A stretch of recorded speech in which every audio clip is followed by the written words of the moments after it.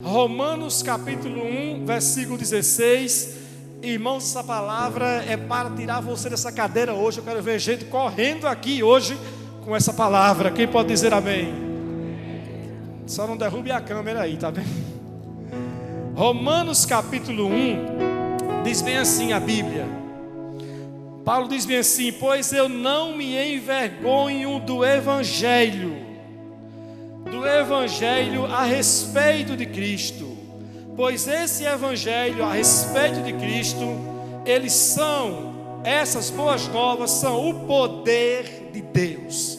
Outras traduções dizem, pois o Evangelho é o que, irmãos? É o poder de Deus. Repitam comigo: o Evangelho é o poder de Deus. Amém? Então, queridos, hoje mais do que nunca, preste bem atenção, hoje mais do que nunca, nós precisamos estar cientes quanto ao poder de Deus. Amém? Mas não é o poder, esse poder assim, algo abstrato não. Que poder é esse, pastor? É o poder do Evangelho, que é o poder da palavra proclamada, debaixo de inspiração e no mover do Espírito Santo. Não é o Evangelho água com açúcar, não é o Evangelho a letra, não é o Evangelho a letra somente o que está escrito, não é a tradição, é o Evangelho, é a palavra revelada, é o poder da palavra proclamada debaixo de inspiração no mover do Espírito Santo. É esse Evangelho, é esse poder. Os irmãos que acompanharam os cultos esses dias na conferência do Rio de Janeiro, que acompanharam todo o culto, puderam perceber e ver como Deus estava se movendo ali na igreja. Pessoas que foram curadas e testemunharam a cura, pessoas que receberam palavras que foram poderosamente abençoadas. E uma senhora, no último dia, no domingo, não foi, Sandra? Uma senhora foi até nós. Ela faz o que daqueles doces? Ela vende pipoca, doce, bolos, muita coisa assim, que essa senhora trabalha vendendo. Ela chegou até e falou assim: pastor, eu trouxe para vocês alguma coisa, eu quero dar para vocês aqui, porque olha, essa semana eu vendi como eu nunca vendi na minha vida. Que semana maravilhosa eu tive nos meus negócios. E eu falei, por causa de quê? Por causa do poder da palavra. Diga, o poder da palavra, é o poder de Deus que é capaz de transformar vidas. É esse poder, irmãos, que muda circunstâncias. É esse poder que transforma maldição em bênção. É esse poder que muda a circunstância, como nós cantamos aqui. É esse poder que muda a circunstância. É esse poder que quebra maldições, prisões e coloca você em liberdade diante de Deus. Aleluia! Diga, é o poder do Evangelho. É esse poder que nos tira da pobreza e nos dá uma condição de prosperidade, porque essa é a vontade de Deus para todos nós. E o poder do Evangelho faz isso, porque a Bíblia diz que em Lucas capítulo 4, que Jesus, ele diz: o Espírito do Senhor está sobre mim, porque Ele me enviou para curar os quebrantados de coração, para pôr em liberdade os oprimidos, para proclamar o ano da salvação, da bondade do Senhor, para ensinar aos pobres o reino de Deus. E sabe o que acontece quando o pobre aprende os princípios do reino de Deus? Ele sai da pobreza. E este é o poder do Evangelho, é o poder que transforma, é o poder que quebra a força das trevas e estabelece a luz. É o poder do Evangelho que endireita os caminhos tortuosos em caminhos planos. É o poder do Evangelho que rompe com a cadeia de crise e estabelece um milagre para você, um novo tempo para você. Diga, eu quero viver. Diga, eu quero viver à altura do poder do Evangelho. Irmãos, a mesa está posta, a obra já foi feita. Jesus já colocou diante de nós tudo o que nós precisamos. Em João 10:10 ele diz: o ladrão vem para matar, roubar e destruir, mas ele diz: ei, olhe para mim, eu vim para que vocês tenham vida e a tenham em abundância. Paulo diz em Filipenses 4,19 que o meu Deus, segundo sua riqueza em glória, suprirá todas as vossas necessidades, segundo a gloriosa riqueza em Cristo. Por quê? Porque em Cristo habita toda a plenitude de Deus. Tudo que nós precisamos está em Cristo, e por causa dele, do seu poder em nós, nós podemos ter uma vida ampla, uma vida transformada em todas as áreas. Diga: o Evangelho é o poder de Deus transformando vidas. Nós vamos ver aqui alguns exemplos de pessoas que tiveram suas vidas poderosamente transformadas por Deus, tendo como o principal tal feito a pessoa de Jesus, andando ele no poder do Espírito e pregando o Evangelho do Reino. Jesus pregava o Evangelho do Reino, e o Evangelho do Reino é o Evangelho completo, que salva, que cura, que restaura, que transforma, que faz prosperar, que enche você de bens, que lhe dá longa vida, que abençoa a sua casa, que abençoa seus filhos. O poder do reino de Deus é muito maior do que qualquer outro aparato natural que você tente se apegar para pensar bem assim: não, através disso eu consigo. Nada se compara ao poder da palavra de Deus, ao poder do Evangelho. Diga: eu creio. Diga: eu creio no poder do Evangelho.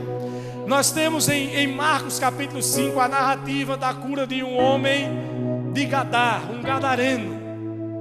E a Bíblia mostra que Jesus, ele entrou no barco em Marcos capítulo 4, antecedendo o fato da libertação. Ele entrou no barco com destino a esse lugar, a cidade de Gadar, aonde ele já sabia que ia se encontrar com esse gadareno, e a sua missão proposta era, claro, ir alcançar aquele homem. Mas a Bíblia diz que no meio do caminho se levanta uma tempestade, tenta afundar o barco, mas Jesus se levanta, repreende aquela tempestade, chega até o lugar, e assim que ele desembarca, no capítulo 5 de Marcos, a Bíblia diz que ao desembarcar, esse homem gadareno, possesso por uma legião de demônios, vivia de uma vida tão sofrida, uma vida de derrota, de fracasso. Ele era aprisionado por demônios, ninguém conseguia deter a força desse gadareno. Homens fortes tentavam segurá-lo, mas ninguém conseguia segurá-lo. Ele se cortava, ele se machucava, se autoflagelava, ele se impunha contra si mesmo, tamanho sofrimento. Mas não era porque ele queria, era porque ele estava debaixo de um domínio de Satanás, estava preso por Satanás, mas dentro dele ele queria ser liberto, embora não soubesse como. Mas Jesus foi ao encontro daquele homem. Jesus pegou o barco, atravessou a tempestade, enfrentou aquela crise, chegou naquele lugar, e quando ele colocou os pés naquele lugar, ele estava dizendo: chegou agora aqui as boas novas, o Evangelho que transforma a vida chegou, e esse homem vai ser transformado. E quando ele se depara com Jesus, Jesus repreende aquele demônio, e a Bíblia diz que o homem é inteiramente liberto, é inteiramente restaurado,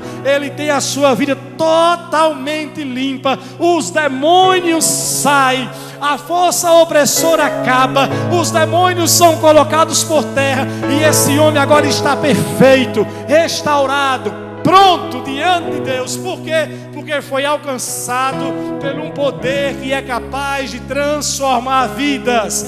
Diga comigo: o Evangelho é o poder de Deus capaz de transformar vidas. Depois eu volto nessa história. Vamos para o segundo personagem. Nós temos Zaqueu.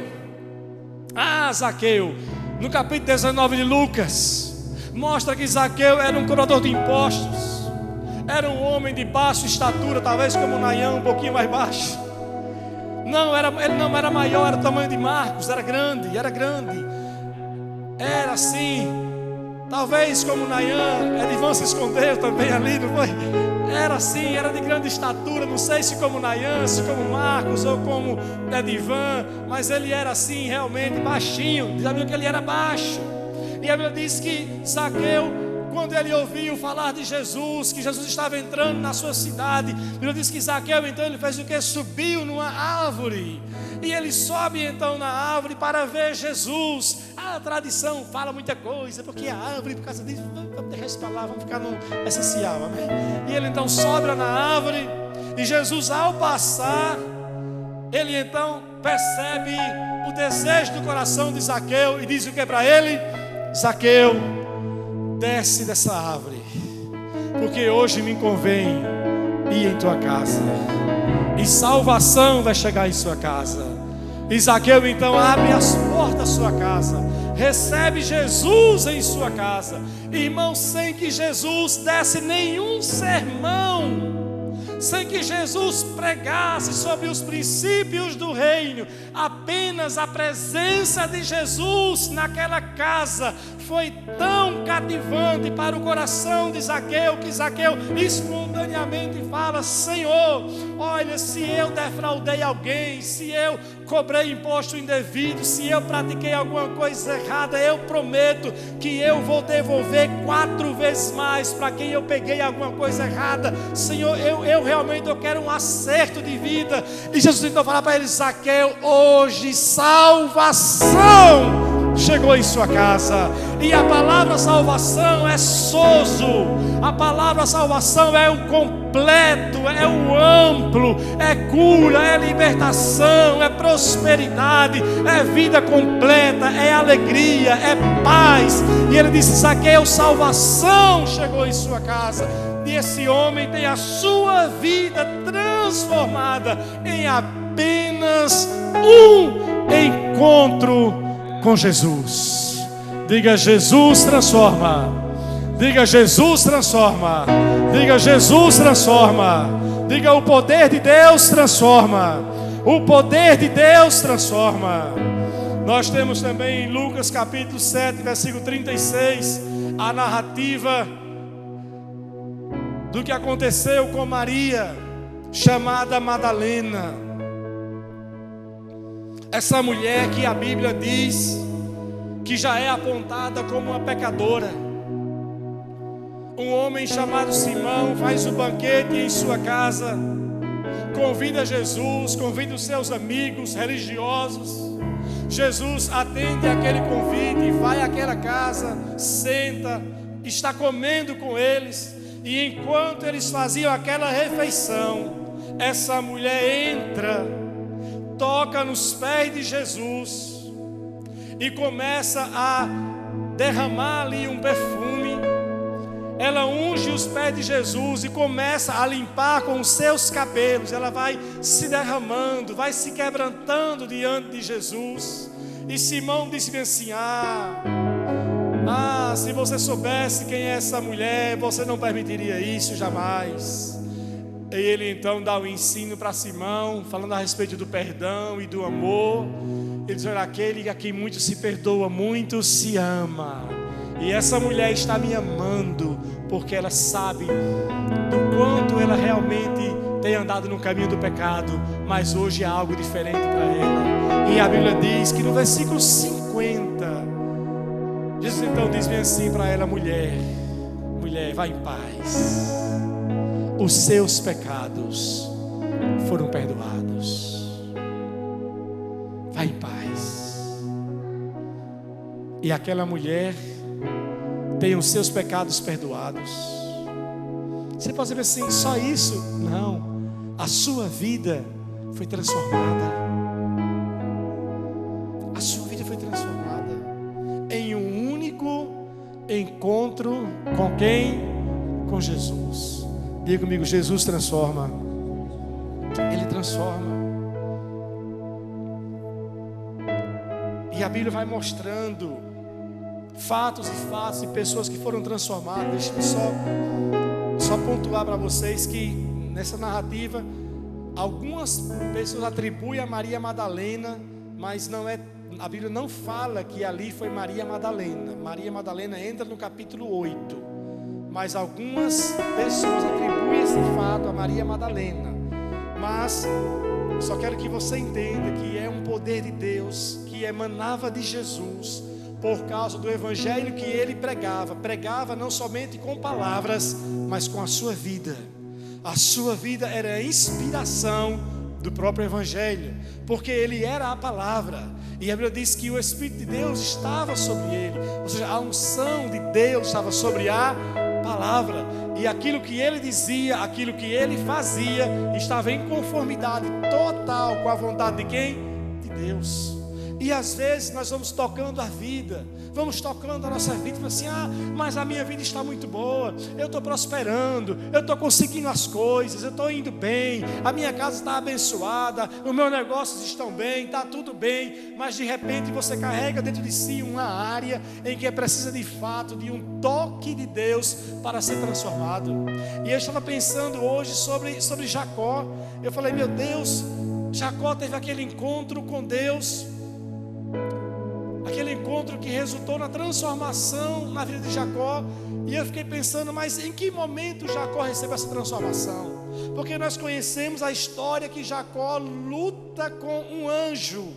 E o que é que Jacó queria, irmãos? O que foi que ele disse para o anjo? Eu não vou permitir que você saia, eu não vou soltar você antes que você me abençoe. E naquela luta entre ele e o anjo então diz para ele, eu preciso ir, já está amanhecendo o dia. E alguém pode perguntar bem assim, mas por que o anjo tinha que ir amanhecendo o dia? Ele era de cera, era? Então se o dia amanhecesse ele ia derreter, era o calor que ia derreter o anjo. Por quê? Né? Era essa questão dessa pressa do anjo. Era porque Jacó tinha atravessado o vale de Jaboque, ele estava ali sozinho, e ao amanhecer o dia, a sua família ia despertar. Então ia haver toda aquela interferência de família, dos filhos, ia todo aquele movimento. Então ia romper, ia quebrar aquele momento. Então o anjo precisava sair antes que a família de Jacó despertasse e visse aquele momento, que era uma família muito grande. Mas a questão é que Jacó estava lutando para ser abençoado. E eu falei, mas meu Deus, que bênção Jacó queria, porque Jacó já tinha sido abençoado por Isaac. Isaac tinha abençoado ele, mesmo ele fingindo ser o seu irmão. Jacó já tinha tido um encontro com Deus.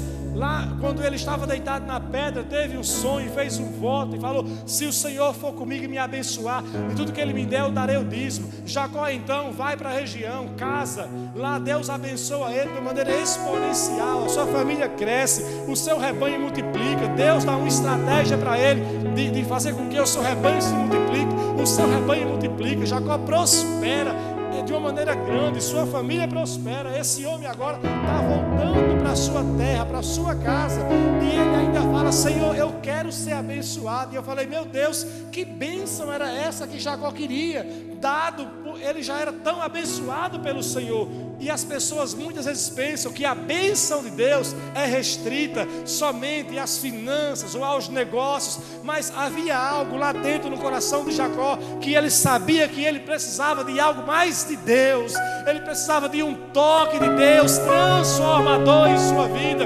E naquele confronto entre ele e o anjo, o que você quer, me deixa aí. O anjo faz uma pergunta, e nessa pergunta é onde está a resposta do que Jacó precisava. E quando o anjo pergunta, diz, qual é o seu nome? Irmãos, vem cá, o anjo não sabia o nome de Jacó?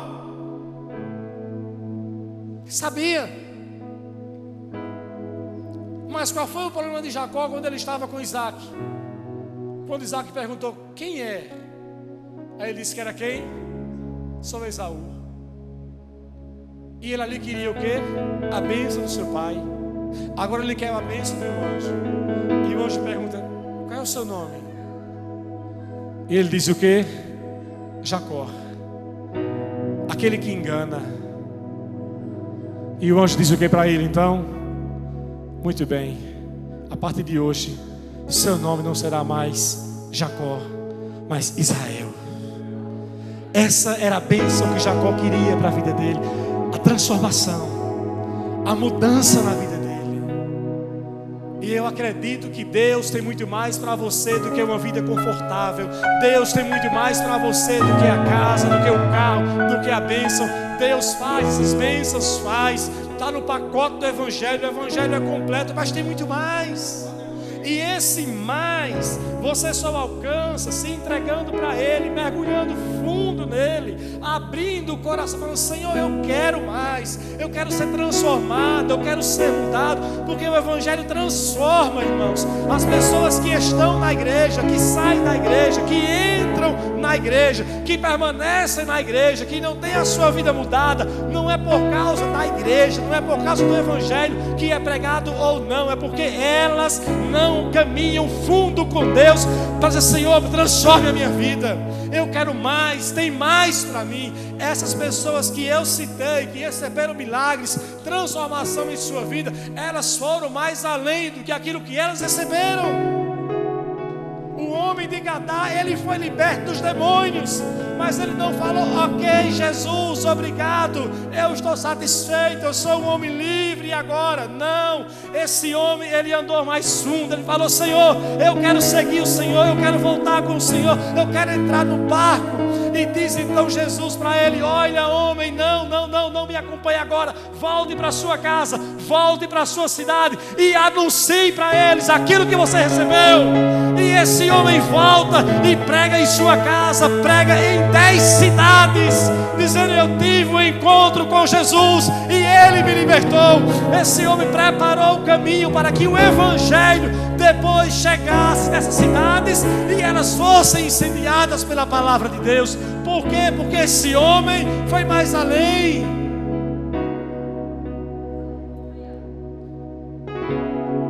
Zaqueu falou: eu quero te seguir, Jesus, eu não quero só a bênção, eu não quero só o Senhor na minha casa, eu quero andar em conformidade com o Senhor. Por isso que ele disse: eu vou devolver para quem eu peguei, de quem eu soneguei, eu vou devolver, porque eu não quero só essa salvação sem compromisso, eu quero um compromisso mais fundo. Eu quero andar com o Senhor, eu quero acertar a minha vida, eu quero viver correto, eu quero andar correto, eu quero que as pessoas saibam que eu fui transformado, eu vou procurá-las, eu vou acertar as contas com elas, eu vou devolver, eu vou pagar, eu vou assumir a responsabilidade.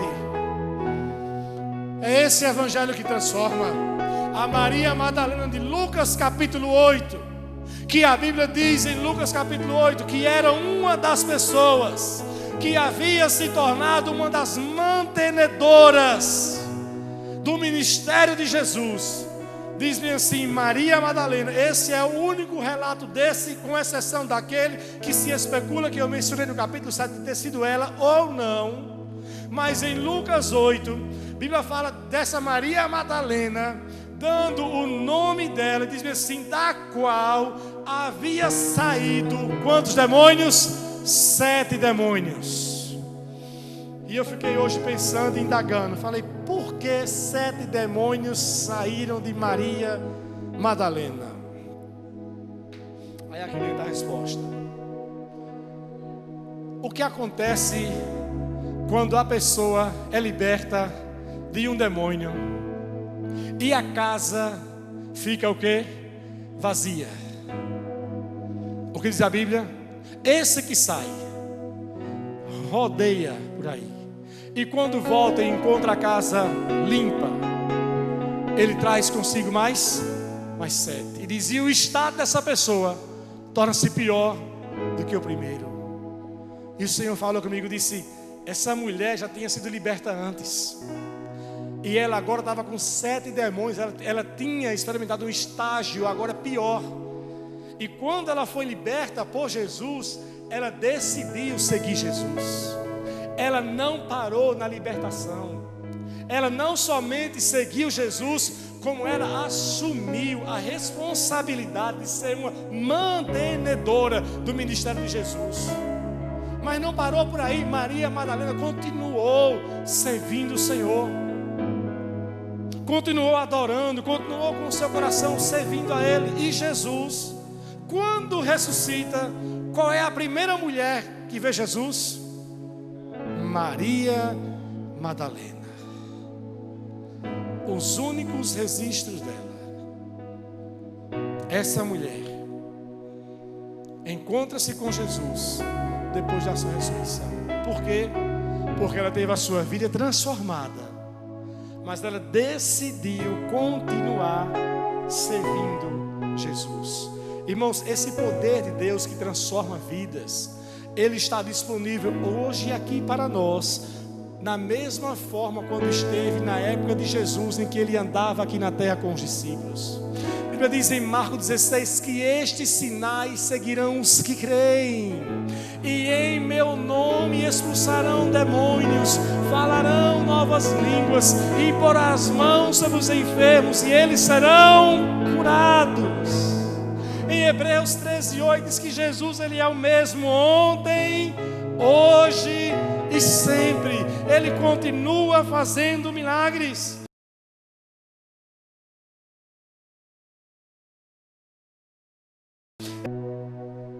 É nós, com todo o nosso coração, nos expormos a Ele e falar: Senhor, transforma a minha vida, muda a minha vida. Porque Jesus, ele não nos fere. Em Mateus 12 diz que ele não esmaga a cana quebrada, ele não apaga o pavio que fumega. Jesus, ele nos concede graça. Então, quando você se expõe e fala: Senhor, eu quero ser transformado, eu quero um toque na minha vida que mude a minha natureza, eu tenho áreas que eu preciso ser transformado, Senhor, mude a minha vida. Ele muda, ele não vai lhe condenar. A Bíblia diz que ele é um sacerdote que entende as nossas fraquezas, ele concede graça para você, para a minha vida. E nessa noite eu quero ministrar algo para você. Eu quero ministrar algo para a sua vida, para romper na sua vida. Se você está vivendo alguma área em que você precisa de transformação na sua vida, algo sério como Jacó. Não é algo de você vir aqui receber a oração e depois continuar levando a vida do mesmo jeito. Mas é você tomando decisões sérias. Não, eu vou mudar nessa área, eu vou mudar a partir de hoje. Com fé em Deus eu vou mudar. Eu sei que às vezes tem coisas que a gente tem vergonha. E eu já passei por situações de pregar aqui na igreja, de fazer apelos aqui na igreja. Apelos assim bem duros, apelos assim de falar: olha, Deus está me revelando isso, e ninguém levantará a mão, e alguém dizer assim: ah tá, o pastor fez seu apelo, ninguém levantou. Não foi de Deus não, porque se fosse de Deus, a pessoa levantaria a mão. E depois de um tempo, situações virem à tona, a gente tomar conhecimento e dizer assim: rapaz, a pessoa estava naquele culto, naquele dia, podendo se expor.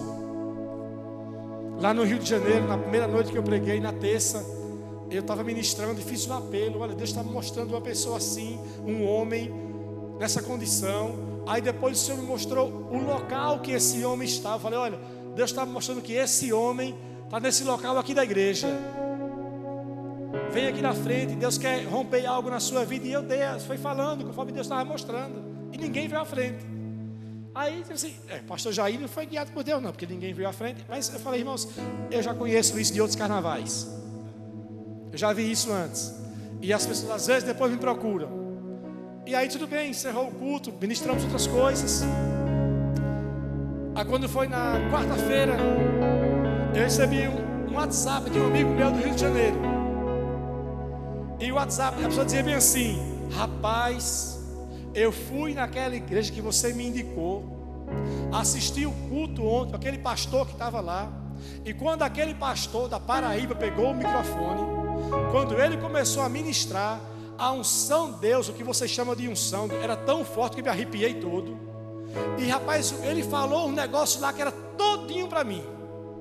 Mas eu tive muita vergonha, não fui lá não. Mas foi tudo para a minha vida. E olha, eu quero continuar indo nessa igreja. Eu posso falar com esse pastor? E aí o amigo mandou essa mensagem, eu falei: pode, para saber ele na quinta-feira me procurar. Mas na quinta-feira ele chegou talvez tarde, o culto começou a mover lá. E quando o culto estava se movendo, eu fiz o apelo. E na hora do apelo ele veio para frente se entregar para Jesus. E veio domingo de manhã, veio domingo à noite. Então, às vezes a pessoa fala assim: eu não vou me expor. E se Jacó não tivesse ali se exposto, ele não teria sido transformado. Eu estava uma vez aqui no culto, alguns anos atrás, o pastor Val estava pregando sobre finanças. E ele disse bem assim: Deus quer que você viva sem dívidas. E nessa época, nós estávamos com uma dívida de aproximadamente 100 mil reais de dívidas. Não era pouco, era quase 100 mil de dívidas. Se não passasse de 100 mil. E eu fiquei assim, meu Deus. E eu vou na frente. E o pastor falou: venha, porque Deus vai romper coisas na sua vida. E eu fui o primeiro a vir na frente e receber a oração. O pastor Valque pôs as mãos sobre a minha vida. E daquele dia em diante, Deus foi trabalhando mês a mês, mês a mês, mês a mês, mês a mês, mês a mês. Os anos foram passando e Deus estabeleceu a prosperidade. Acabaram as dívidas e Deus foi trazendo aumento, multiplicando e nos fazendo prosperar. Por causa de uma única decisão, não, ali foi o começo. E Deus hoje quer começar um processo de transformação em sua vida. Você quer? Vamos ficar em pé. Primeiro, eu quero fazer o apelo para você que hoje, de repente, quer entregar a sua vida para Jesus hoje. Quer ter esse encontro que vai transformar a sua vida. Salvação vai entrar em sua vida hoje. Você quer fazer isso? Levante sua mão. Você quer entregar a sua vida hoje para Jesus? Você quer aceitá-lo como seu Senhor e como seu Salvador? Eu sei que Deus está falando com uma pessoa aqui, dizendo assim: eu trouxe você para esse lugar hoje para começar uma obra de transformação em sua vida. E essa obra começa com a salvação. Você quer receber salvação hoje? Levante sua mão, dizendo: eu quero receber salvação. Eu vou orar por você e salvação vai entrar em sua vida. Quem é essa pessoa que levantar a mão hoje falando: eu quero receber Jesus, eu quero aceitá-lo como meu Senhor, como meu Salvador? Ou de repente você está afastado dos caminhos dele e quer se reconciliar com ele, quer voltar para ele. Você quer voltar para ele hoje? Levante sua mão. Se você quer se reconciliar com Jesus, quer fazer um compromisso sério de servir, de segui-lo com todo o seu coração. Há alguém assim hoje à noite aqui que quer se reconciliar com Jesus? Se você quer fazer isso, levante a sua mão e não tenha vergonha. É um recomeço de vida para você, é uma transformação. Cadeias serão quebradas em sua vida, e aquilo que você não consegue se libertar na força humana, você vai ver o poder de Deus quebrando e promovendo libertação em sua vida. Quem é essa pessoa que hoje quer levantar a sua mão, quer aceitar ou se reconciliar com Jesus? Aonde você está, levante a sua mão e fale: eu quero reconciliar com Jesus, eu quero voltar para Ele, eu quero aceitá-lo, eu quero torná-lo meu Senhor e o meu Salvador. Onde está essa pessoa? Você não vai vir à frente? Agora eu quero que você levante a sua mão. Você que quer receber hoje um toque de Deus de transformação para a sua vida. Eu não vou chamar aqui à frente por essa questão da pandemia, mas aí mesmo em seu lugar, levante a sua mão, identificando: eu quero transformação na minha vida. Há áreas na minha vida em que só sabe eu e Deus que eu preciso de transformação nessa noite. Levante a sua mão. Levante a sua mão. Você que quer, por favor, apague a luz, pastora Sandra. Você que quer transformação, não